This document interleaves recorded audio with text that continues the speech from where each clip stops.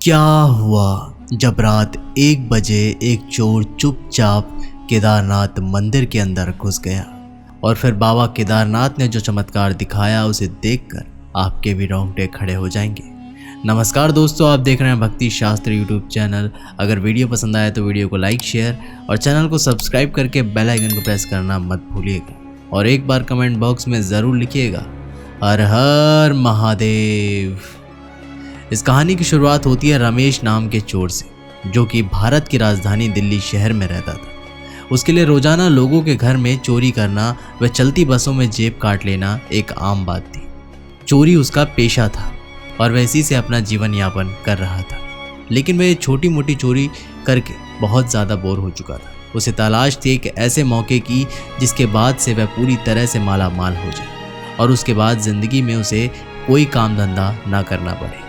तभी उसे केदारनाथ के बारे में पता चला। उसने देखा कि आजकल लाखों श्रद्धालु भगवान केदारनाथ के धाम जा रहे हैं, लेकिन रमेश का उद्देश्य केदारनाथ जाकर भगवान के दर्शन करना नहीं था, वहां पर मौजूद श्रद्धालुओं की जेब काटना था।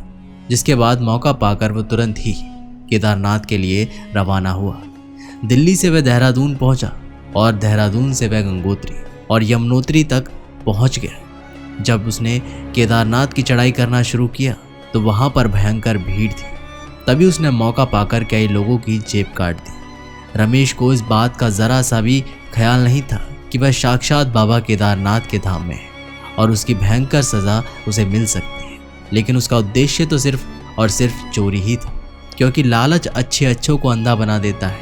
वह लगातार ऊपर चढ़ाई करता जा रहा था। वह कई लोगों का सहारा भी बना, लेकिन उद्देश्य सिर्फ और सिर्फ चोरी ही था।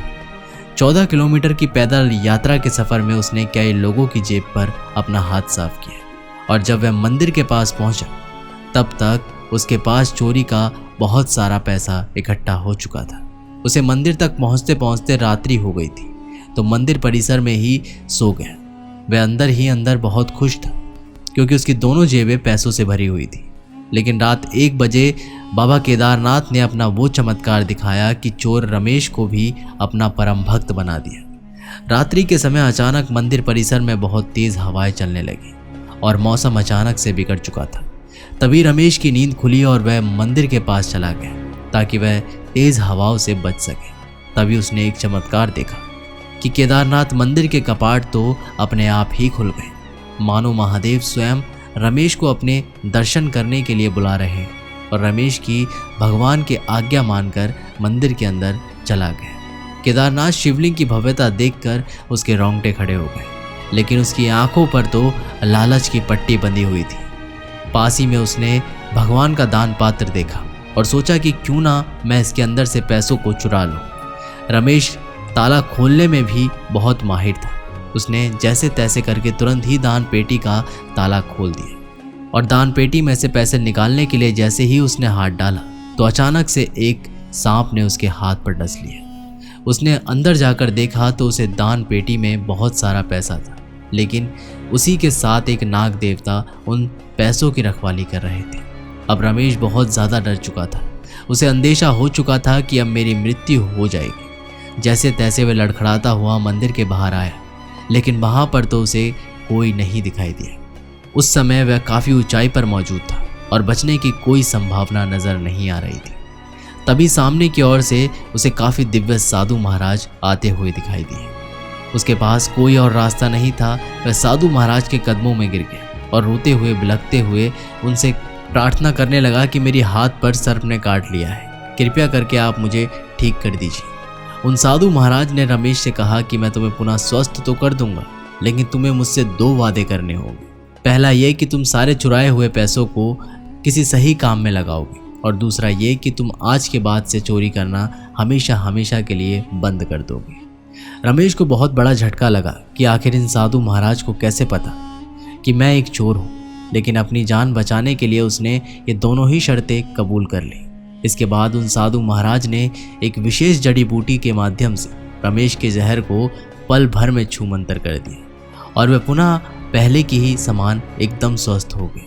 वह साधु महाराज का धन्यवाद कर पाता, इतने में ही वो कहीं अंतर ध्यान हो गए।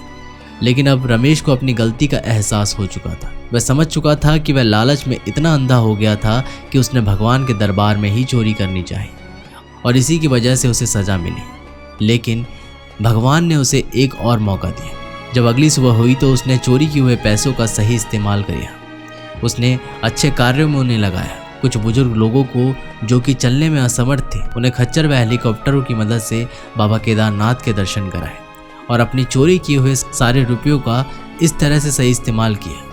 रमेश महादेव का चमत्कार अपनी आंखों से देख चुका था। इस पूरे घटनाक्रम के बाद वह भगवान केदारनाथ का भक्त बन गया और उसने चोरी करना हमेशा हमेशा के लिए छोड़ दिया। इस घटना से दोस्तों हमें सीख मिलती है कि महादेव अपने भक्तों में कभी अंतर नहीं करते। वे बड़े से बड़े भक्त का घमंड चूर करना भी जानते हैं और एक चोर को भी अपने दरबार में बुलाकर उसे अच्छा इंसान बनाना भी जानते हैं। तो दोस्तों आप लोगों को ये वीडियो कैसी लगी हमें नीचे कमेंट बॉक्स में ज़रूर बताइएगा। मिलते हैं आप लोगों से एक नई वीडियो के माध्यम से। तब तक के लिए बहुत बहुत धन्यवाद।